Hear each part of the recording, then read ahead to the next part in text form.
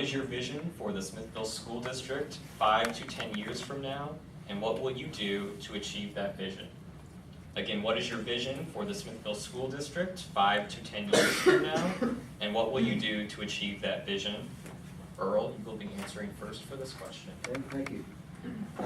I would like to see the Smithville School District continue to grow the way that it has and continue to be one of the premier school districts in the state. And I think the way to accomplish that is to do some of the things we've already talked about. Increase economic development in the city and in the community, in our surrounding area, in the county, because our school district is more than just the city of Smithville. It encompasses some outside the city limits.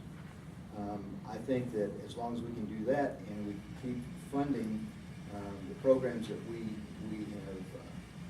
have developed and will develop in the future, then we'll be able to do that.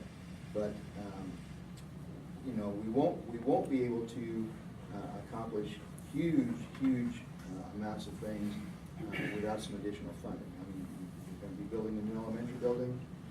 We'll be funding the operation of that.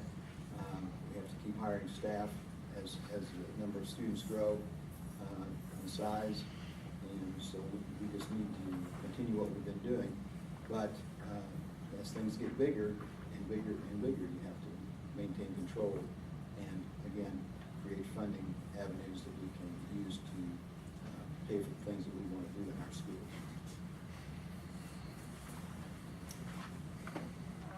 Five to 10 years doesn't seem like that long, but looking back, my graduating class of 62, this graduating class from 2016 was 245 students, almost 4 times what the size of the classes were when I was in school here.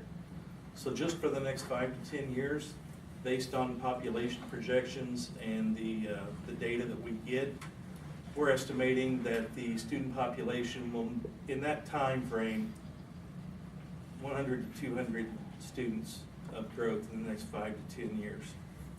What will that do to our existing situation? Well, we're building this elementary school, and we're not going to have just tons of room based on when we get this one complete. The first time the levy ran in 2013, should it have passed at that time? We can all look at hindsight, but we would already be in that school and we would be developing towards the future. The district currently has a master building plan looking out as far as 20 years. So we're looking at what is projected to happen based on statistics. I think all we have to do is look to our northeast, our northwest, look at the Park Hill school districts, look at the Liberty school districts. The growth is moving north, and it's not going to stop. So I think we just need to be as prepared as we can for what's coming in the next 5 to 10 years. Well, they both kind of hit on the point of population and the growth of Smithville, which is going to be very important. We are getting ready to build a new elementary school. But 5 to 10 years now, based on projections, we will probably end up building another school. Like Denny said, the levy should have passed a little bit earlier, so that this time around it was a pretty big levy and a pretty big bond, and that was kind of unfortunate. So maybe next time we can be a little bit proactive. 5 to 10 years, I'd also like to see an expansion of early childhood after-school programs. That's an extremely important aspect of any sort of education, especially early childhood programs, to make sure that kids, especially underprivileged children, have a place to go when their parents are making second jobs. They're getting tutored, they're being fed, they're being well taken care of. Of course, that would take a lot of cooperation and collaboration with the superintendents and the principals and possibly other nonprofit programs if possible. But once again, it's really just making sure that we're going to be a little bit proactive for the future and the population growth of Smithville.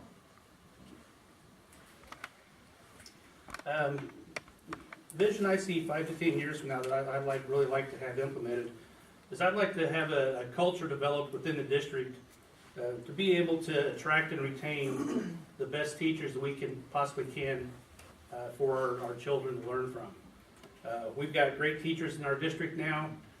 We want to make sure that we retain those teachers. We want to keep them, and we want this to be a destination for the best teachers in the state. And so I think that developing that culture within our district is important to be able to attain that.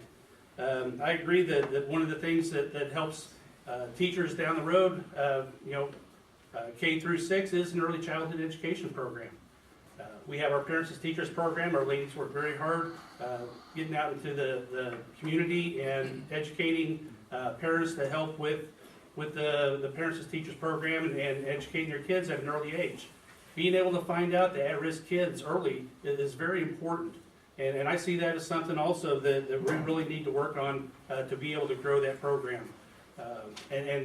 We need to work with our legislators to be able to make sure that there is funding for that program as well, to make sure that we can provide that service to our community.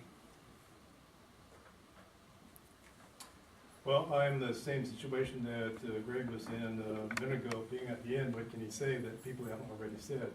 The challenge for us will be growth and funding over the next 5 to 10 years. As Denny said, we have a continuing growth of the population. We average 1.2, 1.3% student growth per year. 5 to 10 years from now, there will be a new elementary school to the south. Growth is starting to the south. We'll address growth at the south of the new elementary school. As what Greg said, teachers. We need to be upping compensation for teachers. Salary studies have shown that we're a little bit under average in the Northland for our teachers. We have it in our strategic plan that we will try to raise them up in terms of how they compare to others in the Northland. We are losing teachers to other districts for more money. And you expect them to go to better paying jobs to support their families, but we shouldn't be asking teachers who are committed to our kids to make a personal sacrifice to be here in this district. Also, I'd like to see in 5 to 10 years now that we not be the lowest cost district in the area. Right now, it costs us $8,700 per kid to educate here in Smithville. I believe Kearney's $9,400, Liberty's $10,000. And I've said this for many years. I don't know whether to be proud or ashamed that we were the lowest cost education district in the district. What are we missing by not giving kids more opportunities? Okay, now to take everything that everybody's already cooked up and add a little bit of personal seasoning to it, since it's about all that seems to be left here. 5 to 10 years, it's going to be here overnight. There's been a lot of growth recently, more so than in the past in Smithville, at least from projections that I've seen. We've got to start earlier with our kids. The way schools are, they're learning so much more, so much earlier than we ever were when we were in school. Doing homework with my daughter at night and things that I wasn't touching until 6th or 7th grade, and I was in an advanced math class. She's getting in 4th and 5th grade. So we've got to start earlier, and if that means early childhood care, it's probably going to be a necessity, folks. We are in a 2-income family era and possibly more. So we've got to have chances for parents to be able to work and still accomplish getting the kids educated. We need to make sure that we do have the best teachers in administration. Being from the military, I totally understand how it works from the ground up. If you don't have the best soldiers on the ground, it's not really going to matter what the top thinks, because you're not going to be able to accomplish your goals. So we've got to start earlier. We've got to have better ground troops, as I call them, our teachers, principals. And if we're doing what we're doing now, with how little we're spending on each student, imagine what we could do if we could just increase it 10, 15% or more. Okay, candidates, what is